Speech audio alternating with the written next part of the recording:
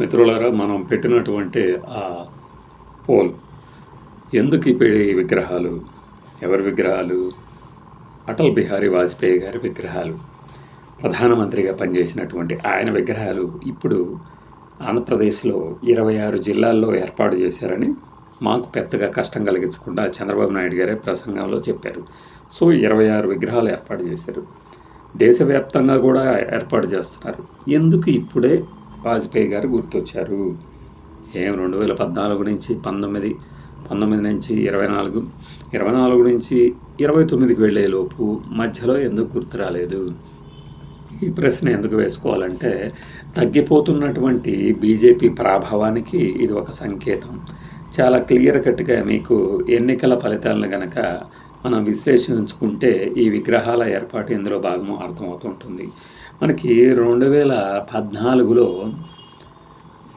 BJP సీట్లు ఎంతయ్యా అంటే పార్లమెంట్లో 282, మెజారిటీకి మించి ఒక 10 సీట్లు ఎక్కువే వచ్చాయి. ఆ తర్వాత మిగతా వాళ్ళు కూడా వచ్చి కలిసేసేసరికి బాగా పెరిగిపోయాయి సీట్లు. 2019లో ప్రోత్సాహమే ప్రోత్సాహంతో రెచ్చిపోయి ప్రజలందరూ దేశవ్యాప్తంగా మోడీ గారికి బ్రహ్మరథం పట్టారు. 303 సీట్లు గట్టుబెట్టారు. ఇక 2024 ఎన్నికలకు ముందు జరిగిన ప్రచారం చూస్తే మామూలుగా లేదు అసలు. 300 కాదు 400 కొడతాం, 350 గ్యారంటీ, ఏ వలే అది ఇది అని మామూలుగా రంకెల పెట్టలేదు అసలు. నిజమే, అసలు ఆ ఊపేద్దాం అనుకున్నారు అందరూ. ఊపితే 240 సీట్లు పడిపోయింది. అంటే బీజేపీ సింగిల్గా అధికారంలోకి వచ్చిన తర్వాత అత్యంత తక్కువ సింగిల్గా మెజారిటీ రాలేదు ఇక్కడ అసలు. అధికారంలోకి వచ్చిన తర్వాత అత్యంత తక్కువ సీట్లు, మెజారిటీకి 32 లేదంటే 33 సీట్ల గ్యాప్లో వెనకబడిపోయింది. షాక్ అసలు. ఒకవేళ చంద్రబాబు నాయుడు గారు కానీ బీహార్ నితీష్ కుమార్ గారు కానీ ఈ 2 పిల్లర్లు గనక ఒక భారీ నెంబర్లతో ఎన్డీఏలో కలపకపోతే మఠాష్ కాంగ్రెస్ వచ్చేది.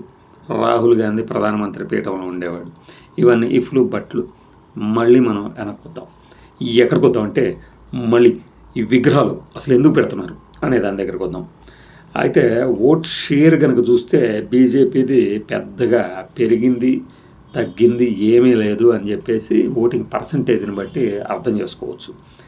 ఎక్కడయ్యా అంటే, ఈ పర్సంటేజ్ లెక్క చూసుకున్నప్పుడు అది బీజేపీకి 2014లో ఎంత ఉన్నదయ్యా అంటే ఓట్ పర్సంటేజ్ మొత్తం 31%. బట్ 2019లో 37.3%. అయితే 2024లో మరి 240కి పడ్డాయి కదా. 2014 కన్నా కూడా తక్కువకి పడిపోయి ఉండాలి అనుకొని ఉంటారు చాలామంది.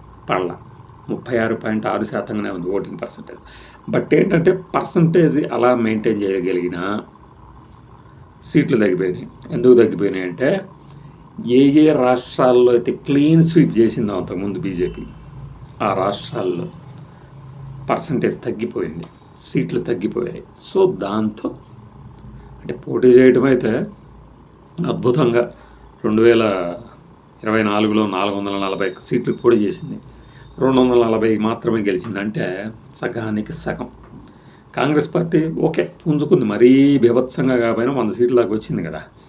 అయితే ఏంటంటే, ఇక్కడ మీకు ఇంకాస్త లెక్కలు కనుక చెప్తే 2014లో దాని 50% ఓట్లు తెచ్చుకున్నటువంటి పర్సంటేజ్ అంటే సీట్లు 280లో 48%, అంటే దాదాపుగా 140 సీట్లలో 50% ఓటింగ్ తెచ్చుకుంది.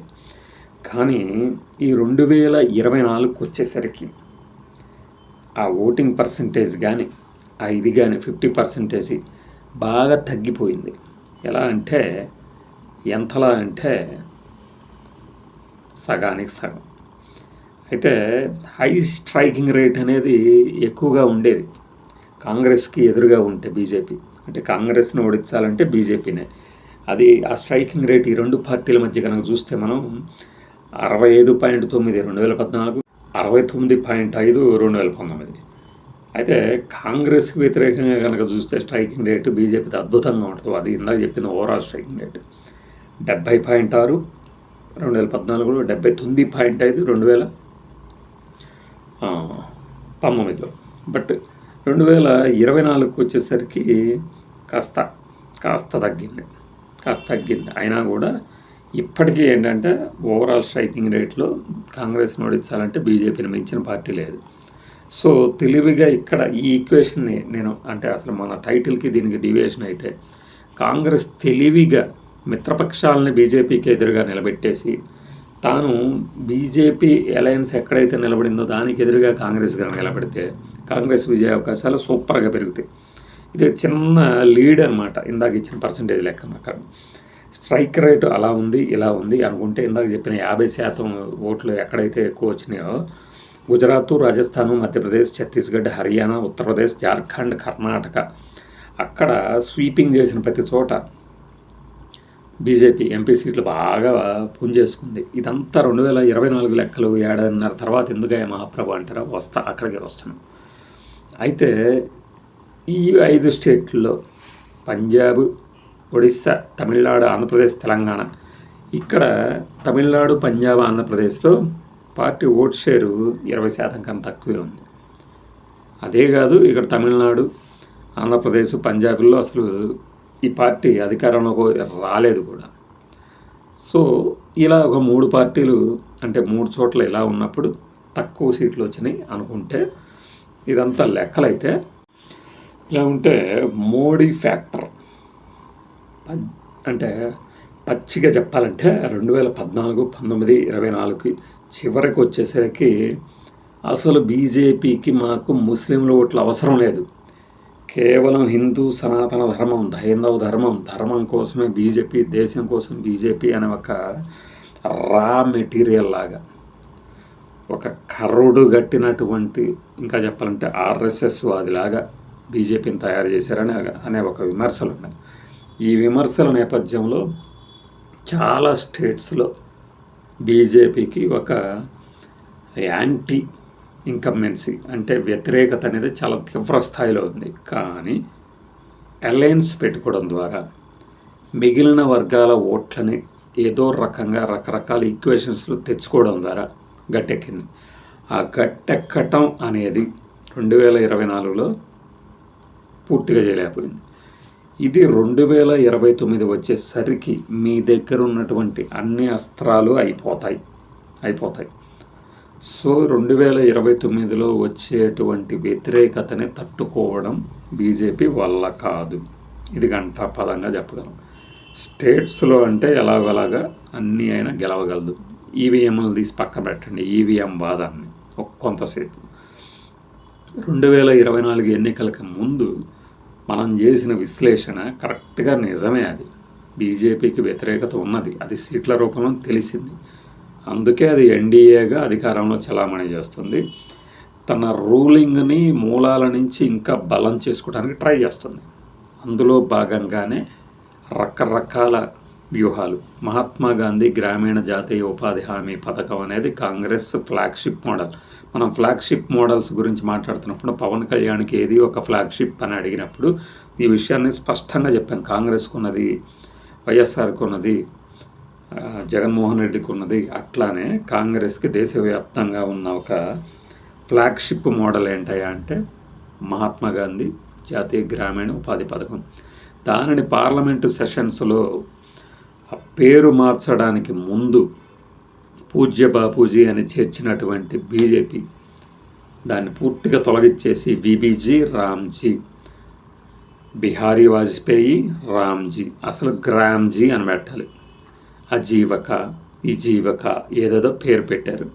పేరు పెట్టడమే కాదు, ఆ పథకం అనేది నిర్వీర్యం అయిపోవడానికి, అందులో శక్తి ఏమీ లేకుండా చేయడానికి, అందులో కేంద్ర ప్రభుత్వం తాలూకు ఇవ్వాల్సిన నిధుల వాటాన్ని పూర్తిగా తగ్గించేస్తే ఏ రాష్ట్ర ప్రభుత్వం 40% నిధులు నేను పెడతాను అని ముందుకు రావడం తగ్గుతుంది. కాబట్టి పథకం తక్కువ అమలు అవుతుంది. ఇది ఒక అంచనా. పథకం అమలు తక్కువ అవుతుంది. అట్లా ఆ పథకాన్ని దిగ్విజయంగా అటకెక్కిస్తే కాంగ్రెస్కు ఉన్నటువంటి ఆ కొద్ది పేరుని కూడా విజయవంతంగా కొట్టేయచ్చు. ఇంకొకటి మన మీద మనకి సాఫ్ట్ ఇమేజ్, సాఫ్ట్ కార్నర్ ఉన్నటువంటి నాయకుడు వాజ్పేయి. ఆయన రాజధర్మం గురించి ఇదే మోడీ గారికి బోధించారంటారు గుజరాత్లో. ఇప్పుడు అలాంటి వాజ్పేయి గారి విగ్రహాలు ప్రతి ఊరిలో, లేకపోతే ఆంధ్రప్రదేశ్లో మచిలీపట్నంలో గుడివాడలో ఎక్కడ మనం పెట్టాం ఒక వీడియో, అక్కడ అసలు ఎన్టీఆర్ విగ్రహం, ఎన్టీఆర్ సర్కిల్ అని పెట్టిన దాన్ని కూడా, విగ్రహ ప్రతిష్టాపనకి రెడీ చేసిన దాన్ని కూడా ఎన్టీఆర్ విగ్రహాన్ని పక్కన పెట్టి మరీ వాజ్పేయి విగ్రహాన్ని ప్రతిష్ఠింపజేస్తే టీడీపీ వాళ్ళు కూడా ఒక మాట కూడా మాట్లాడకుండా చూద్దాం చూస్తున్నారంటే, అమరావతిలో అంత పెద్ద ఎన్టీఆర్ విగ్రహాన్ని ఆవిష్కరిస్తామని చెప్పి దాని గురించి పట్టించుకోకుండా ఉన్నారు అనే ఒక విమర్శ ఉన్నా కూడా దానికి అంత హైప్ లేకుండా ఉన్నట్టుండే 14 అడుగుల విగ్రహాన్ని వాజ్పేయి గారిని పెట్టారంటే ఏంటి దాని అర్థం? దేశవ్యాప్తంగా ఇలా 101వ జయంతి వేడుకలట, 100 జయంతి ఉత్సవాలకు జరపనటువంటి ఈ విగ్రహారాధన ఇప్పుడు ఎందుకు తీసుకొచ్చారు? ఇందుకే ఒక సాఫ్ట్ ఇమేజ్, మళ్ళీ బీజేపీకి అన్ని వర్గాలని కలుపుకుపోవాలి, ఆయనే చేశాడు. ఇప్పుడు ఆ వాతావరణం కోసమే ఇప్పుడు జరుగుతుంది. ఆర్ఎస్ఎస్ అంటే బీజేపీ కోణంలోనే చూడొద్దు అని చెప్పేసి మోహన్ భగవత్ గారు నిన్నో మొన్న మాట్లాడింది కూడా అదే. అలా అంటే ఆదేశాలు అందిస్తూ మన పార్టీకి మళ్ళీ ఇంకా ఎక్కువ మెజారిటీ, ఏమో జమిలి ఎన్నికలు వస్తాయేమో తెస్తా. అసలు 2029 కానీ 24లో జరిగే ఎన్నికలే చివరి ఎన్నికలు అని సాక్షి మహారాజ్ అనే ఉన్నావు ఎంపీ 2019 తర్వాతే చెప్పాడు. 2024లో జరిగే ఎన్నికలే చివరి ఎన్నికలు అవుతాయి, ఇక ఆ తర్వాత అంతా బీజేపీనే వెళ్తుంది, జమిలి ఎన్నికలే వస్తాయి అన్నట్టు. ఎందుకంటే ఆ ఉత్తరప్రదేశ్లో వాళ్ళకి అన్ని ఎక్కువ విషయాలు తెలియజేస్తూ ఉంటారు. ఆయన అన్న విషయాలు రికార్డులో ఉంటాయి చూడండి. మన నోట్ల రద్దు గురించి కూడా వాళ్లే ముందు బయట పెట్టింది, మనకేమో ఎర్ర పప్పలా క్యూలో నిలబడ్డాం. అలా వాళ్ళ ప్లాన్కి, అంటే మనం ఒకటి తలుస్తాం, దేవుడు ఒకటి తెలుస్తాడు కదా, జనం ఇంకోటి తెలిచారు కదా. అందుకనే వీలైతే రాజ్యాంగాన్ని కూడా మార్చేసేవాళ్ళు వాళ్ళకి అనుకూలంగా. ఖచ్చితంగా జరిగేది, అది ఖచ్చితంగా జరిగేది, వాళ్ళకు అనుకూలంగా సవరణలు చేసుకునేవాళ్ళు. లేకపోతే ఎన్ని తెలివితేటలుగా అయిపోతే ఢిల్లీలో పొల్యూషన్తో పిల్లలు చచ్చిపోతున్నారు, క్యాన్సర్ వస్తుంది, కళ్ళు పోతున్నాయి, మూత్రపిండాలు దెబ్బతింటున్నాయి, మనం చర్చిద్దామని రాహుల్ గాంధీ గారు అడిగితే ఎస్ ఇది తప్పకుండా మనం తీసుకోవాల్సిన విషయం అని కిరణ్ రిజిజు గారు మాట్లాడి బీఏసీలో పెట్టి చేద్దామని చెప్పేసి చివరికి వచ్చేసరికి ఈ మహాత్మా గాంధీ గ్రామీణ bill, 100% FDSC insurance bill, new atomic energy bill, వీటిని పాస్ చేయించుకొని దీని గురించి మాత్రం మాట్లాడకుండా చెక్ వేసేస్తారు. అంటే వాళ్ళకి ఏం కావాలో వాళ్ళు అవి చేసుకుంటూ వెళ్తున్నారు. బట్ జనములో వ్యతిరేకత ఉన్నది, దానిని చాలా ఈజీగా కప్పెడుతున్నారు. అసలు బీజేపీకి ఇప్పుడు 3rd టర్మ్ కూడా వచ్చింది, ఇది సంతోషం. దీని తర్వాత ఒకవేళ ఓడిపోతే వాళ్ళకి నష్టమేమి ఉండదు. ఎందుకంటే కాంగ్రెస్ హయాంలో ఆర్ఎస్ఎస్ని నిషేధించారు అంటే ఇప్పుడు వాళ్ళకి చాలామందికి అసలు నమ్మలేరు. అలాంటి స్థితిని ఇచ్చి ఆర్ఎస్ఎస్ స్ట్రాంగ్గా 100 ఇయర్స్ సెలబ్రేషన్స్ చేసుకునే స్థితికి వచ్చింది. అసలు కాంగ్రెస్ని ఓడించాలంటే బీజేపీనే స్ట్రైకింగ్ రేట్ అసలు సూపర్గా ఉందని చెప్పే స్థితికి వచ్చింది. ఈ కాలం ఇటు తిరగదనేది లేదు. అలా తిరగకుండా ఉండటానికి వీలైనంత ఎక్కువ కాలం పట్టేందుకే ఈ రకరకాల వ్యూహాల్లో భాగమే ఈ విగ్రహాలు ప్రతిష్టాపన. ఇక ఆయన ఏమైనా మంచి చేశాడా చేయలేదా ఆ చర్చల్లోకి ఎందుకు, మనకు ఒక వాదన ఉండనే ఉన్నది. మనకి ఖచ్చితంగా తెలుగు వాళ్ళ విగ్రహాలు పెట్టని వీళ్ళు ఈ నేతల విగ్రహాలు తీసుకొచ్చి మన నెత్తిన మీద పెడతారు. అదేమంటే సమర్థుడైన నేత అంటారు. వీళ్ళందరూ చేయగొడుతూ ఉంటారు. అలయన్స్లో ఉన్న ఇదికి స్నేహధర్మం కొద్దీ చంద్రబాబు నాయుడు గారు ఆహా ఓహో అంటూ ఉంటారు.